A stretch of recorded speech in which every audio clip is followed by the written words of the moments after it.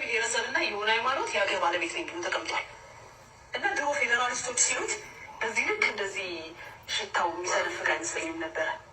በዚህ ልክ አይመስለኝም ነበረ። ግን ለካ መሬት ላይ ያለው ሀቅ ነው እና አሁን ሲገባን ሁሉም ሰው የዘራው ነው እያጨደ ያለው። ቶለሬት የማያደርግ ትውልድ ተነስቶ እየተበቀላቸው ነው ብዬ ነው። አስቴር በዳኔ እንግዲህ በዚህ በአርት ውስጥ ወይም በኪነ ጥበብ ውስጥ የምናውቃት እህታችን ከቅርብ ጊዜ ወዲህ ደግሞ ሃይማኖት ተኮር በሆኑ ነገሮች ላይ በተግባር እያየናት እየተገለጠች የመጣች እህታችን ነች።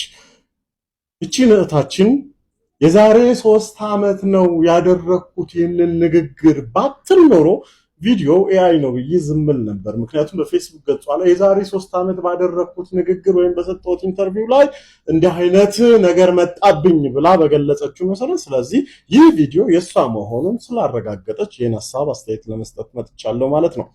በዚህ አስተያየቷ ላይ የሚገርመው ምን ብላለች? አንድ ብሔርና አንድ ሃይማኖት የሀገር ባለቤት ነኝ ብሎ ተቀምጧል። ቶለሬት የማያደርግ ትውልድ ተነስቶ እየተበቀላቸው ነው ብላለች። ምን ማለት ነው ታችን? ስለዚህ ኦርቶዶክሳውያን ሞት ወይም የሰሜኑ ክልል ሞት፣ ጉዳት መድረስ፣ መታረዝ፣ መሰደት የበቀል እርምጃ አካል ነው እያልሽ ነው ያለሽው። ስለዚህ ይህንን የበቀል እርምጃ የሚወስደውን አካል በጥንቃቄ ታውቂያለሽ ማለት ነው አይደለም? ስለዚህ አንቺም የዚህ አካል የበቀል እርምጃውን ወሳጅ ነው የሚባለውን አካል ጋር እጅሽ እንዳለ በሰጠሽው ቃል አምነሻል ማለት ነው።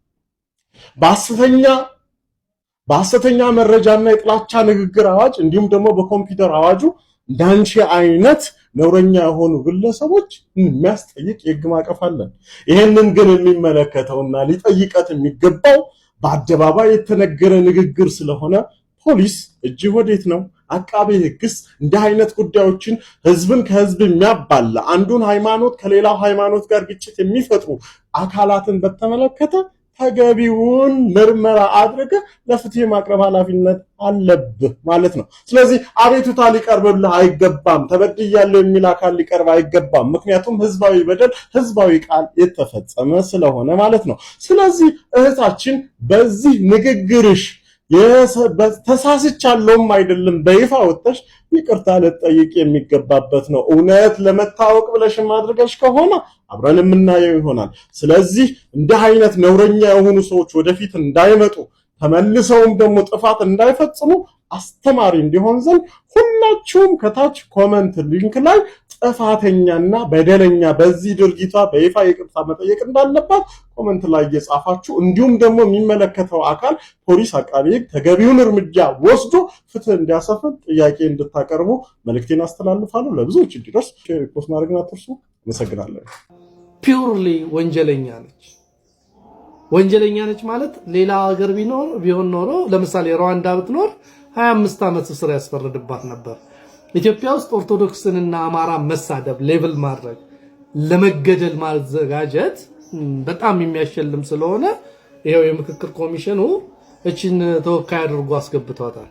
ጠበቃ አያሌው ቢታንያን ከልብ እናመሰግናለን። በእውነት እንደዚህ ኦርቶዶክሳውያን ጠበቃዎች፣ የህግ ባለሙያዎች፣ የህግ አማካሪዎች ደፈር ብለው ሊወጡ ይገባል። እንዲህ አይነት ፕሮቴስታንት ግለሰብ እየተነሳች ኦርቶዶክሳውያን ለእርድ የሚያዘጋጁበት ክፉ ንግግራቸውን የተናገሩ በስም ማጥፋት ኦርቶዶክስን ስም እንዲጠፋ ይደረጋል። አስቀድሞ በሐሰት ትከሰሳለች። እንዲህ አይነት ክፉ መርዛማ ንግግር እንዲነገር ይደረጋል። ከዛ በኋላ የሚወርድብን እየዘነበብን ያለው መከራና ዶፍ የምትመለከቱ ነው። አስቀድሞ የሚወጣው ሁሉ ሰው የምትመለከቱት በጋሾም እንዲያለ ንግግር ተናግረው ነበር። ከዚህ በፊት ይበላቸው እሰይ እጃቸውን አገኙ እኔን ካሴት ስለሰባበሩ ነው እንዴት መከራ ደረሰባቸው ነበር። እቺም ደግሞ አስቴር በዳኔ የተባለች ግለሰብ እንዲህ ያለውን ክፉ ንግግር ስትናገር ነገ ምን ሊመጣ እንደሚችል መታሰብ መቻል አለበት። ምክንያቱም አስቀድሞ ሰው በልቡ የሞላውን በአፉ ይናገራል። ስለዚህ ከልቡ ያለው ኦርቶዶክሳዊ ጥላቻ ነው።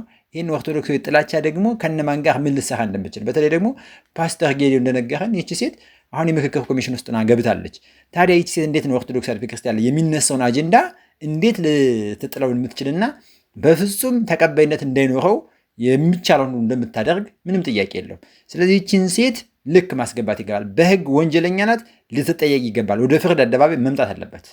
እስኪ ቪዲዮ እንመለከተው። ይህችን ሴት በተደጋጋሚ እንዲህ ብሎ ሲናገራት ደግሞ እናያለን። የሆነ ብሔረሰብና የሆነ ሃይማኖት የሀገር ባለቤት ነኝ ብሎ ተቀምጧል እና ድሮ ፌዴራሊስቶች ሲሉት በዚህ ልክ እንደዚህ ሽታው የሚሰነፍግ አይመስለኝም። አስቴር በዳኔ በእውነትሽ ነው የምትናገሪው? ግን አስባሽ ነው የምትናገሪው? ግን አማራ ወይም ኦርቶዶክስ ማንን ሲያፈናቅል አይተሻል? ማንን ሲገላ አይተሻል? ማንን ሲያርዳ አይተሻል?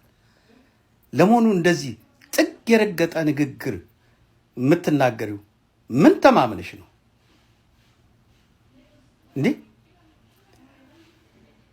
ለመሆኑ ይህን ያህልስ ጽንፍ የረገጠ አስተሳሰብ ቢኖራቸው ለቢላ ትመኛቸዋለሽ? እንዲገደሉ እንከረጅ ታደርጊያለሽ? እንደዚህ አይነቱን ከሰይጣን በስተቀር ሌላ ሁሉም ሰው ያወግዘዋል። የእጃቸውን ነው የሰጣቸው ትያለሽ? የእጃቸውን ያገኙት ትያለሽ? ምን አደርገው? ምን ሰርተው ይሄን ያህል በደል ፈጽመው? አንቺ እኮ ኦሮሞ ብትሆኚ የምትናገሪው በአማርኛ ነው። አማራ የፈጠረው ቋንቋ ነው እኮ። የአማራ ቋንቋ እኮ ነው። ምን ማለት ነው? አብሮ መኖር ኃጢአት ነው?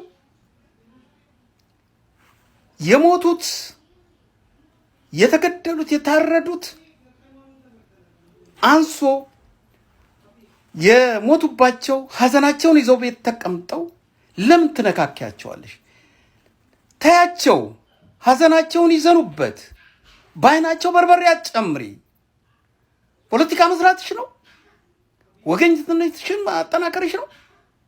በጣም ያሳዝናል። የነዚህ የንጹሃን ደምና ነፍስ ይፋረድሽ። የእጅሽን ታገኘዋለሽ።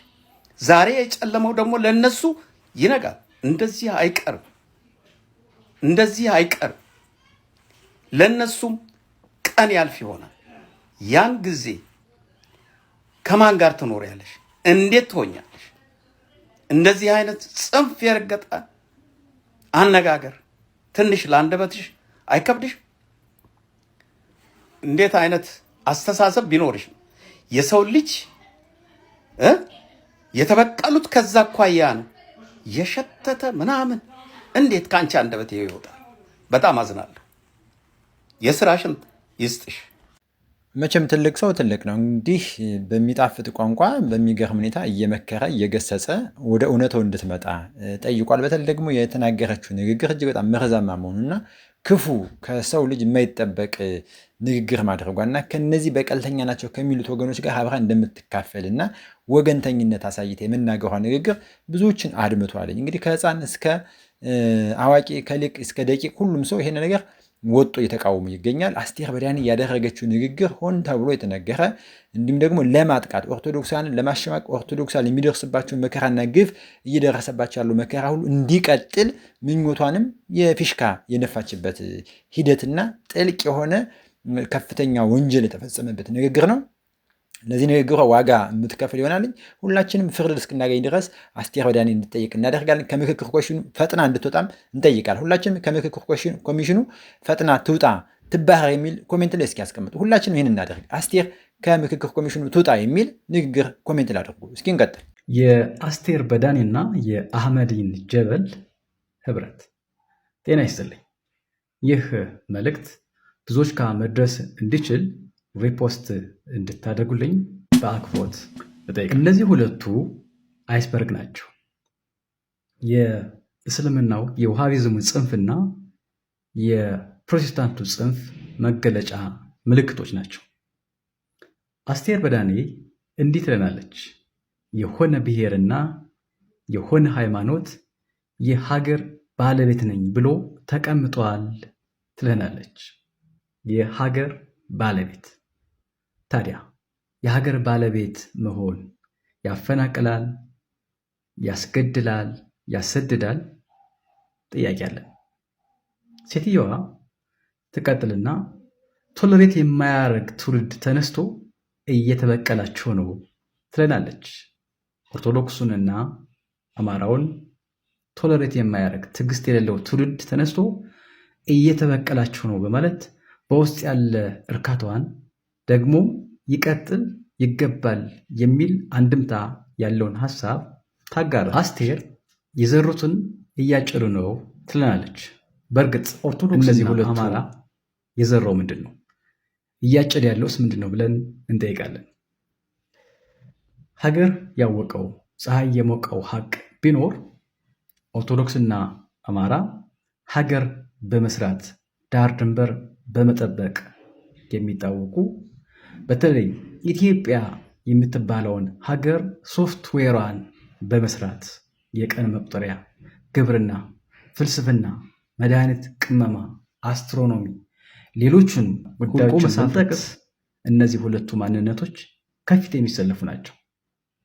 ታዲያ ያጨሩት ይህንን ነው። በሌላ ክንፍ ደግሞ የዋሃቢዝም የእስልምናው ጽንፍ ደግሞ እንዲህ ይለናል።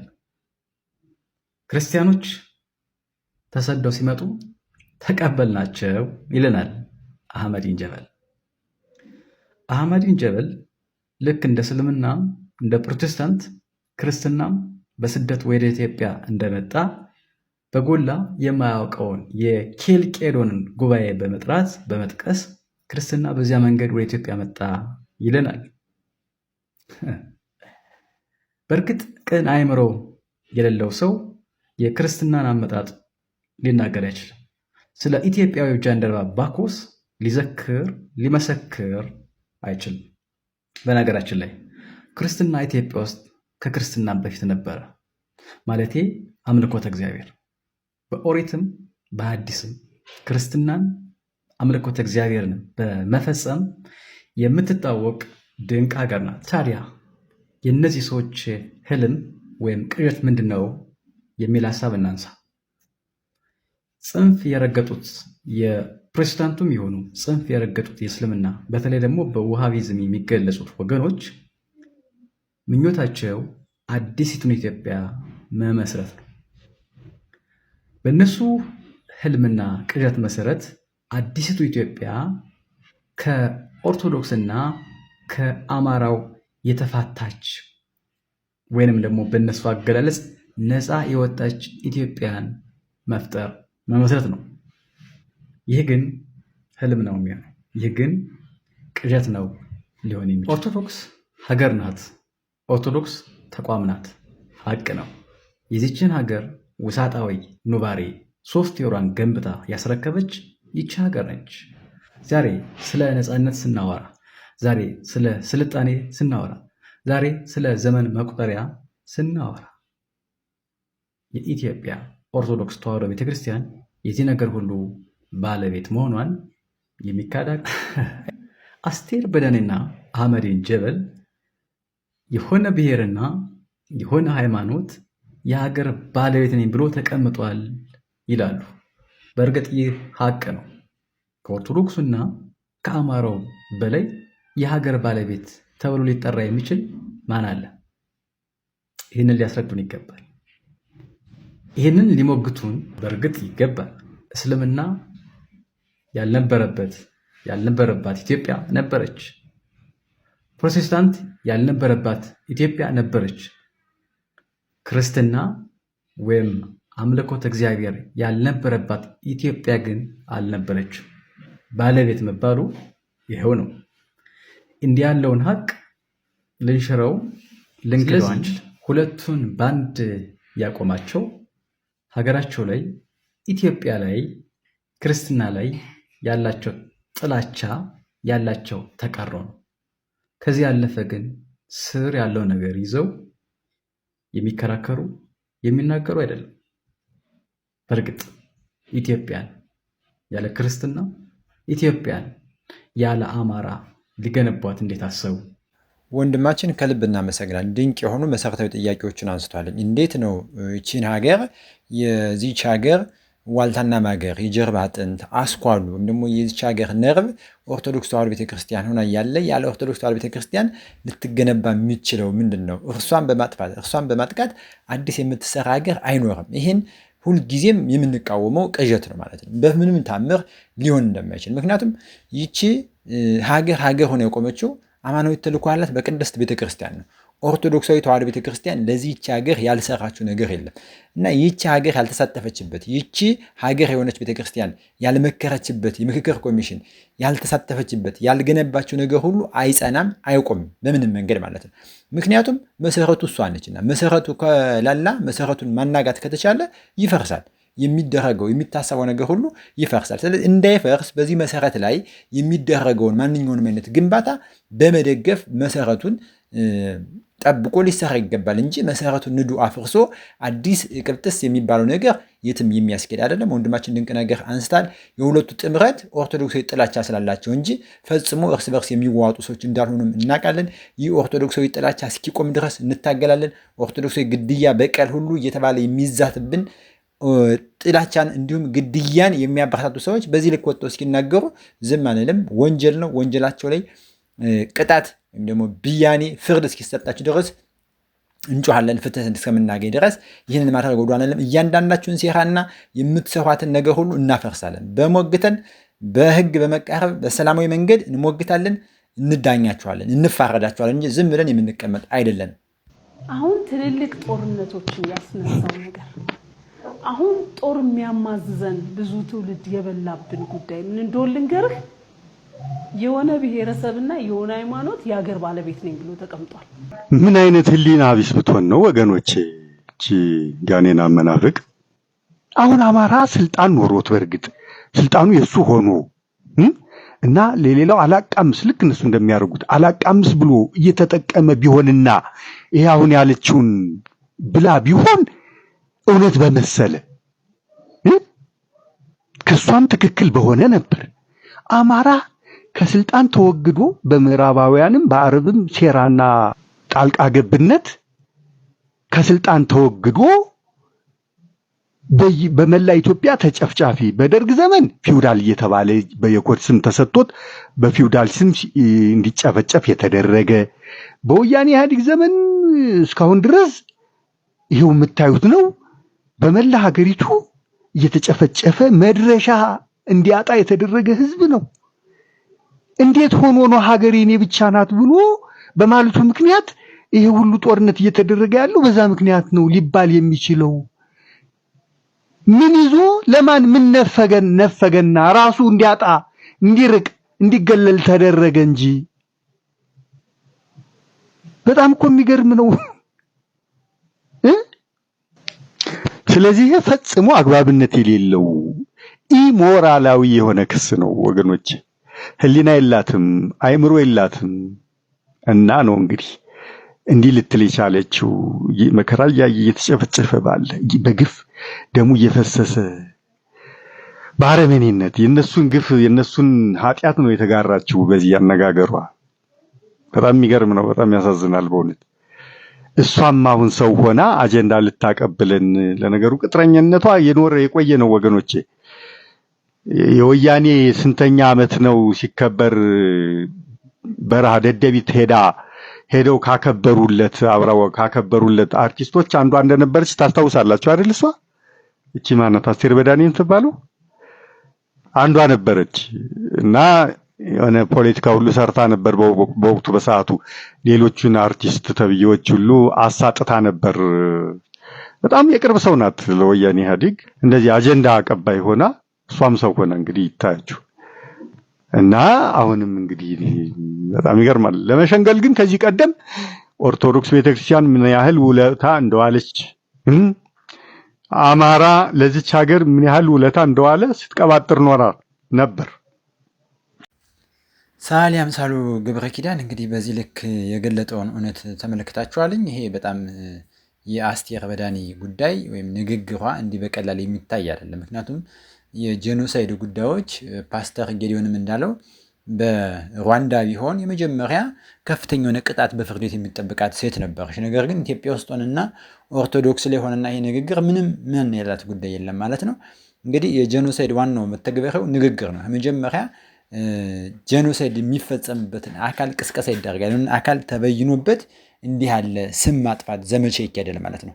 በቀል የሚበቀለው ትውልድ ትክክል ነው የሚል ዛቻ ይነገራል ማለት ነው። ስለዚህ ይሄ አስቴር በዳኔ እያደረገች ያለችው ኦርቶዶክሳን ከሚደርስባቸው መከራና ግፍ፣ ሞት፣ ስደት ጀርባ መከራ አብራ አቀንቃኝና ደጋፊ መሆኗን አሳይታለች ማለት ነው። ለዚህ ጉዳይ ምንም አይነት ሳትሳቀቅ ነው ይሄን የተናገረችው። እንግዲህ ይሄ ነገር የምንጠያየቅበት ሰዓት ትክክለኛው ነው። አሁን ነው ሰዓቱ።